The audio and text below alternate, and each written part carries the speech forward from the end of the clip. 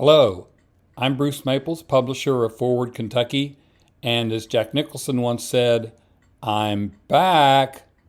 That's right, after a long hiatus, we are restarting Moving Kentucky Forward, except this time, in addition to being a podcast, it is also going to be a video available on YouTube. I'm excited to get this going again and to start interviewing people across the state and even around the nation about Kentucky politics, policies, and politicians. Before we go any further into today's interview, which I'm very excited about, I need to share with you the various media offerings we now have at Forward Kentucky. First of all, there's this one, Moving Kentucky Forward, which is a podcast and now a video available on YouTube. You can get the podcast on your favorite podcast app. The second one is The State of Kentucky. This is my observations and opinions about current events and issues. It is also available as a podcast and as a video on YouTube. And finally, we have recently gotten active on TikTok, and there, for the most part, we are doing our news and notes videos on Monday, Wednesday, and Friday, a quick way to catch up, but occasionally we will post other things there as well. I hope you will take advantage of all of these and follow us on all these platforms. And now for today's interview. I'm very excited to bring to you Kate Turner, who is running for Kentucky House against Jason Nemes in the eastern part of Jefferson County and part of Oldham County. I found her to be very impressive, both as a candidate and just as a person, and I really enjoyed our interview. I hope you will enjoy it too and listen all the way through. Let's talk with Kate Turner. We're here today with Kate Turner, who is running for the State House, and I'm very excited to be able to talk with her and learn more about her campaign. Ms. Turner, welcome to Moving Kentucky Forward. Hi, thanks so much for having me. Very glad to. Let's lay the basics out for our listeners and viewers. You are running in which district and against which person? I'm running in District 33 against Jason Nemes. Jason has been there for a while, and two or three people have taken a good swing at him and have not been able to pull that off. How is it going for you this year, and why do you think you can do that? We are feeling very cautiously optimistic about the race this year. The previous candidates that have run against Jason Nemes have been on the Jefferson County side of the district. Mm-hmm. I live with my family on the Oldham County side of the district, which tends to be the more conservative side of the district. And my family's been here for generations. So I'm a fifth generation Turner in Kentucky. Wow. And my family's been in public service here. My great uncle was Pee Wee Valley firefighter for on and off, or was a Pee Wee Valley fire chief for about 30 years. And then Wow. my great uncle was a Pee Wee Valley sheriff for on and off with his brother for about 35 years. And this house that I'm in right now was a daycare center for about 30 years that my Aunt Virginia ran. So, there's dozens of families that grew up in Pee Wee knowing the Turners as people that took care of their community. And I'm following that tradition. That's very cool. I love local history, and so I could probably spend the entire interview just talking to you about the Turners, but Yeah. let's not do that. But if you're that much involved in the community, what did people say when you announced you were running?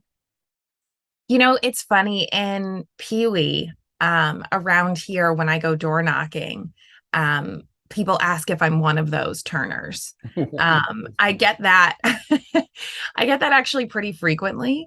My uncle also owns a very successful flooring company in the area, Mm-hmm. one of the larger ones in the Louisville metro area. And that's not meaning to plug my uncle's company, but it's Carpet Specialists.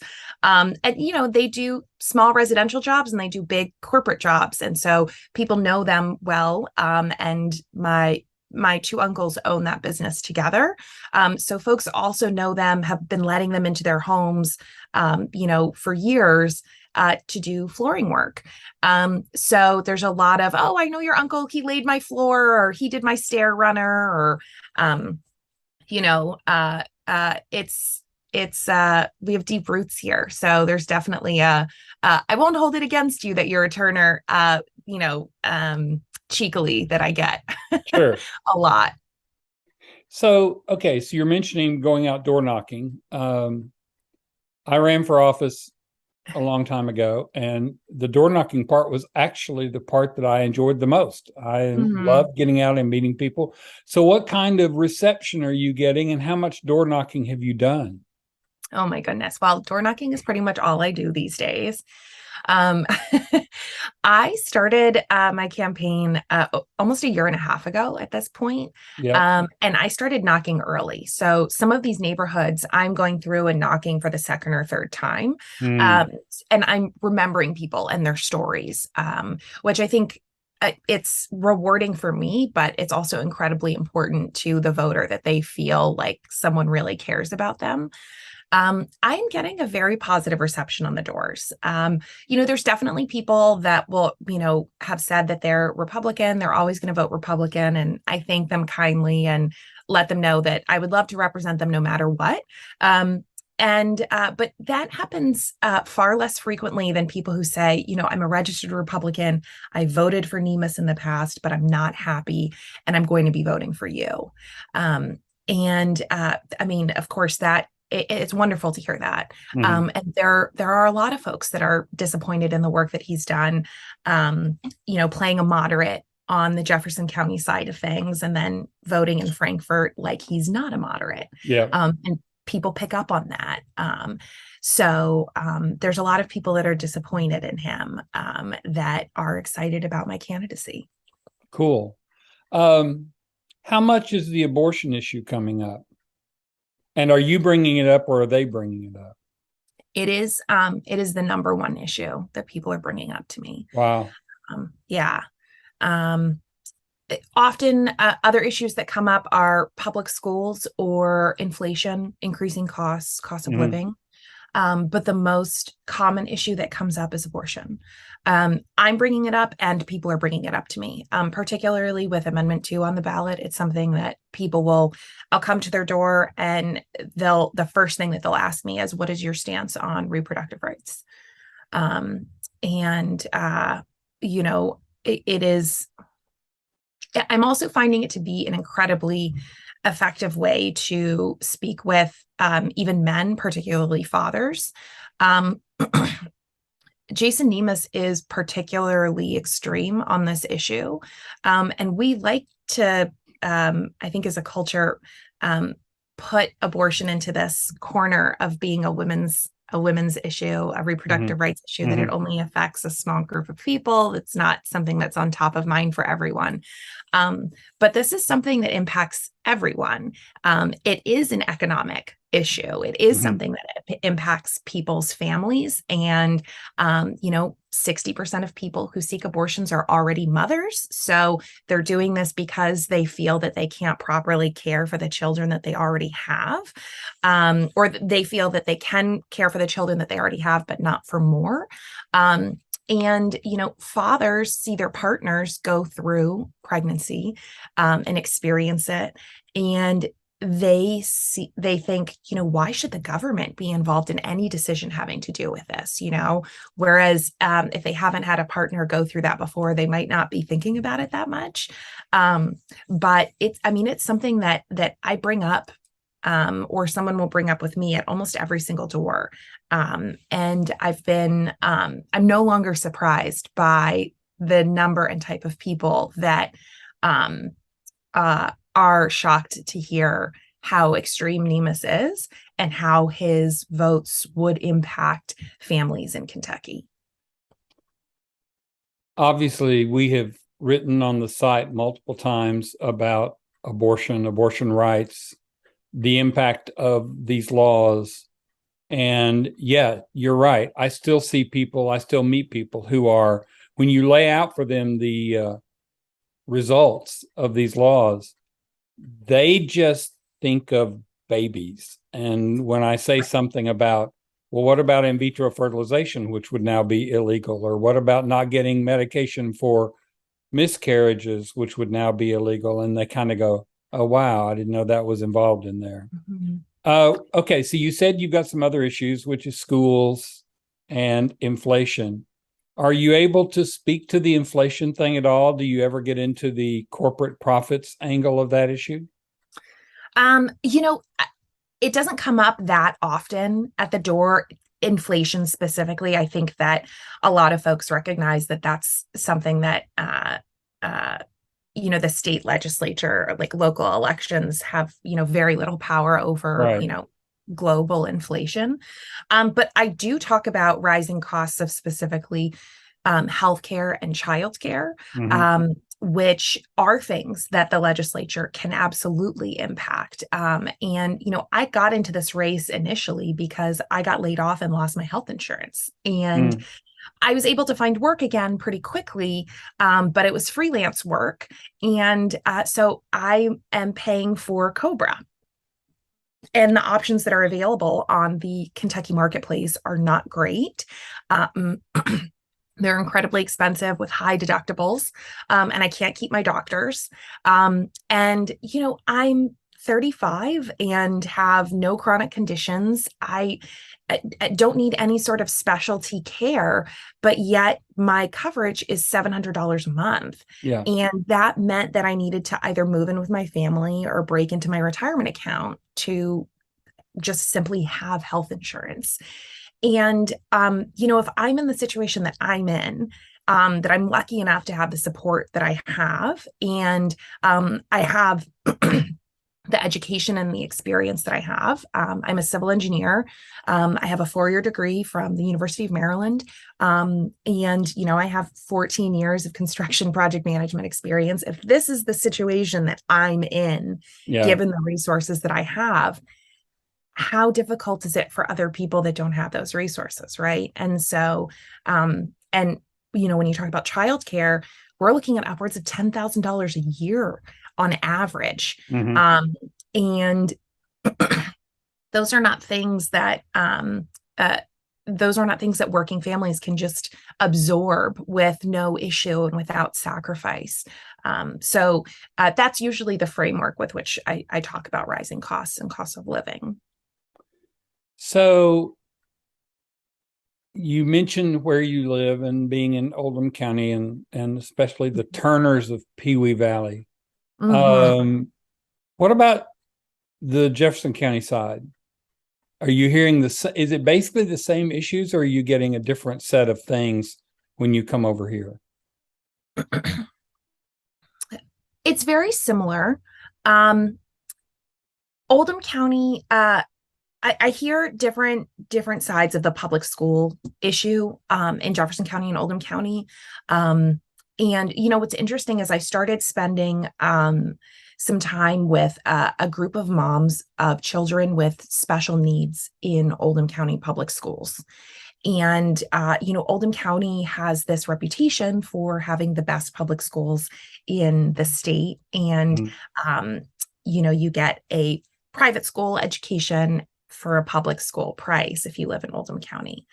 But what I found is that for moms of kids that have special needs of any kind, that's often not the case. Mm. Um, and they are very frustrated with that reputation and the lack of support for their 504s and IEPs for their students, Mm-hmm. for their children. And in Jefferson County, it's a whole different ballgame because depending on whether or not you're part of Anchorage's separate district, independent district, or whether you live in Linden, your situation is completely different. So that's definitely where I see the difference in concerns over schooling.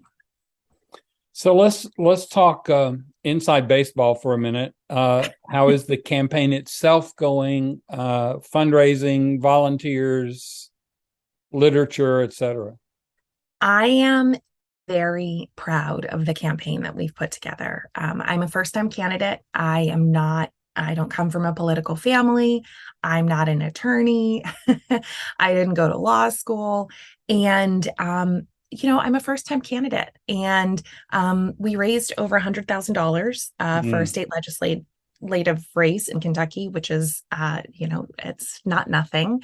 And our volunteers have been fantastic. I get really wonderful messages from the crew of volunteers that we see regularly. And it means a lot to me that they feel that they want to commit their time to my Yeah. race, because there's a lot of races, particularly in Jefferson County, that they could be committing their time to. And they've said that door knocking for me is easy because they believe in me and they believe in my message and they believe in my race. And that means a lot. Um, so I'm feeling, no matter what, I'm incredibly proud of this race and what we put together. Yeah, that fundraising total is pretty impressive. I don't know if you've looked at our site much, but we have a Election Central, and one of the things on there is the fundraising numbers for everybody. Mm-hmm. So I can tell you that that's on up there for sure. Um, do you get much pushback about running as a woman? No, not directly. I think that there might be, if it's there, it's subversive. I think people are excited that a young person is running. Yes. There's a lot of sentiment that no matter what party, what side of the aisle someone is coming from, there are people that will say, I'm really excited that you're running, even though I'm a Republican, but that young people are getting involved and getting invested, and we need new blood. Um, So yeah. have you and Jason, I assume you probably have crossed paths some on the campaign trail. Has there been a debate? No, no. We have met in past. Excuse me. We've met in passing. Mhm. Um, and we took a picture together at Oldham County Day, which was the first time that we officially met. But no, he has refused to debate me. And I know it's because he is afraid of the votes that he made in Frankfurt. And I really like to point out, and I think it's important to point out that not only did he vote for the abortion ban that is currently the law of the land in Kentucky, the trigger law, there was a clean amendment that would have allowed for exceptions for rape and incest. And my friend and mentor and future colleague, Rachel Roberts, gave stirring speech, very emotional and personal and vulnerable speech on the floor of the House about her assault at the age of 14 when that amendment came up. And he still voted it down. And, Rachel begged her colleagues to fight for the other Rachels of the world, the other 14-year-old girls that were experiencing assault and abuse. And they knew what they were voting for, and they still voted that way. Mhm. So, any talk of, them not realizing how extreme this is or what the implications would be, or we didn't think it would be that bad, or we're going to go back and fix it, for me is just so hollow because, the testimony was there on the floor, and they still voted it down. Yeah. Has anybody commented on the Democratic ad about the extremists? Um, no, not directly to me. No. Okay. I've heard rumblings about it being an effective ad. But what I'm actually hearing about more at the doors is my mail pieces, that people are recognizing me from my mail pieces and that they're going to vote for me. They kept my mail piece, and they're excited to vote for me. Cool. Okay, so I have a couple of questions that I pretty much always ask any candidate. So I'm going to throw those out there. Before I do, though, Mm-hmm. uh, I'm fascinated. I love interviewing candidates who are not lawyers uh, because there's so many lawyers. Um, Civil engineer, Yeah. that's a very cool. My some of my family are engineers, and so I have a lot of respect for those professions. And I find that people who are in the engineering field tend to be pretty logical and fact based, and let's test and fail early so we learn. Is that going to be a frustration for you working in Frankfurt? Um, that's such a great question. Yeah, I think of whenever someone asks me what I do and I say I'm an engineer, and I've had many people ask me, what does that mean? I hear that, but I don't really know what that means. Right. And so I always say that, an engineer is a problem solver for whatever field you're in, whether it's civil, I'm a civil and environmental engineer, or whether you're a mechanical engineer, computer engineer, aerospace engineer, you're a problem solver and you take in all of the data and the factors at play, and you figure out a solution to a problem. And so, while there is a lot of subjective um, a lot of subjective factors at play in Frankfurt and in government work and public service to begin with. It still is just a factor that you need to attune for. Mm-hmm. And so, you can have all of the data in the world and you can prove whatever point you think you can, but if you can't communicate it well to the people that it matters to, it doesn't matter. And I often joked that I was always um, the last kid in the engineering class to get the answer to the problem, but I would always be the first one to be able to explain it. Mm. So I was really, really strong in technical writing Mm-hmm. and giving presentations. And, I was never going to be the one that was going to break the curve and figure out the solution before everyone else did. But once I got it, I could teach. And I find that to be an incredibly valuable skill set. Mm-hmm. And, it also provided me with a huge amount of success in my career. I was the first one to have a paid internship in my class. When we went to the job fair, I was the first one who was able to.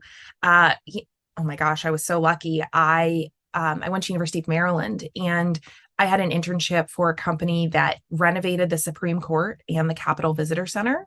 And so I would ride the metro 3 days a week into Washington, D.C. and sit in the Dirksen Senate building. That was where our office was. Um, it was this like little HVAC closet on the Right. top floor of the Dirksen building.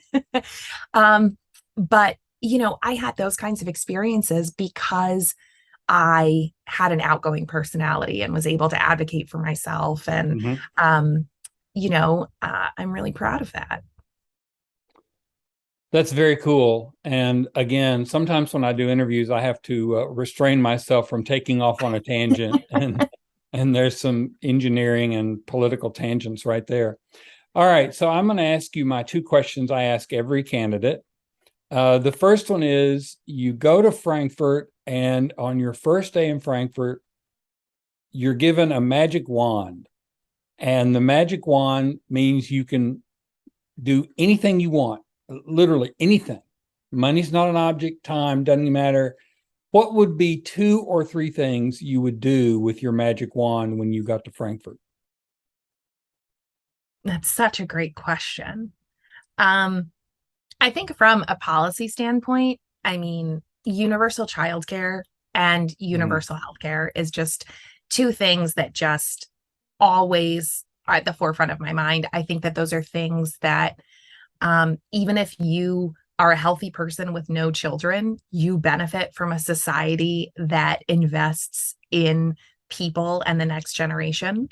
Um, but I think since it's a magic wand and I want to be a little bit more creative here, um, this sounds maybe a little silly, but I would really love to have all of the legislators sit down and eat dinner together. Um, I love to cook and I love to entertain. And I think that something special happens when you share a meal with people. That's right. And there's a level of intimacy there that just never would be there. It's a lot harder to yell at someone when you're even sharing a cup of coffee and donuts, versus when you're, standing at a desk with just papers in front of you. Right. Um, and I hope that the majority of folks who are in Frankfort, regardless of party, are there to improve the lives of Kentuckians. And that means that we have to have a lot more in common than we'd like to admit. And I'd like to think that sharing a meal together, we could find some of those common places and, pass legislation that benefits Kentucky families no matter what. Yeah. Okay. All right. My last question. Actually, it's my next to last question. My next to last question is there anything that you wanted to talk about that I haven't brought up? Oh, goodness. Um, One thing that I definitely want to talk about is public schools in Kentucky and how my opponent promised or courted the endorsement of Jefferson County Teachers Association, Oh, yeah. and let them down by voting for charter schools in the state. And I think if you're not immersed in ed policy, it's difficult to know, like, why should I be for or against charter schools? And I think it's just really, really simple. Public dollars belong in public schools, and we should be investing public money in public schools. Charter schools, while they're funded by public dollars, have for-profit entities behind them writing their curriculums. Mm-hmm. And charter schools can reject any student that has special needs simply because they do not need to, they're not legally required to accommodate every child, just like a public school is. Right. And I think that that's something that can easily get lost in this whole debate around school choice, because that phrase sounds so wonderful and really easy to buy into. But the truth is that charter schools are, the first step in a path down defunding public education and making sure that stepping away from making sure that every child in Kentucky has access to a world-class public education. Excellent. I'm glad you brought that up. That's a real issue for me and for Forward Kentucky. All right. Last question. I live in Pewee Valley or somewhere over there, and you have come to my door and you've knocked on my door, and I've opened the door. And so my question to you is, you're standing on my door, on my porch. Why should I vote for you? I am doing this for the right reasons. I am a trustworthy person. I am going to advocate for what is best for Kentucky working families, no matter what. I'm not in this because I want to consolidate my own power. I'm not in this because I'm interested in continuing a political career in Frankfort. I got into this because I got laid off and lost my health insurance. And I want to make sure that people have access to health insurance. And I live in a multi generational home with lots of grandkids. I'm part of a child care network. I know that it takes a village to raise these children that I love dearly. And I know most people are not lucky enough to have a huge family network that can pick up child care for them whenever they need it. Um, I have been blessed with a significant amount of education and resources, and a supportive family. And yet I'm still finding myself in this situation where I'm probably not going to be able to buy a home anytime soon. The idea of being able to afford a childcare bill of $10,000 a year or college education for a child is surreal to me. And I'm interested in investing in the next generation of Kentuckians. And I don't believe that my opponent wants to do that. I believe that he is very much interested in consolidating his own power, making promises to groups here in Jefferson County and voting against their interests in Frankfort. And I think that alone is disqualifying. And I also think that it's disqualifying to think that you can make better medical decisions for your constituents than they can make for themselves. I think that inherently goes against the interest of the public, and um, I think that I can do a much better job representing them in Frankfort. Cool. Well, I have to say, I'm very excited by your candidacy. I'm really excited that we got to do this interview together. And I'm looking forward to cheering for you on the night of the election and being able to say, yes, Kate Turner is now Representative Kate Turner. I Good look forward luck. to that as well. Good luck. And thank you for your time. Thank you so much. I really appreciate it. Thanks for having me on. That was Kate Turner, one of the more impressive candidates I have ever interviewed. I am looking forward to being able to vote for her this coming Tuesday, and I hope if you're in her district that you will do the same. Remember, early voting starts Thursday, runs Thursday, Friday, Saturday, and then, of course, the election is next Tuesday. As I mentioned earlier, we have a lot of different media offerings from Forward Kentucky. I hope you will take advantage of all of them. See you next week.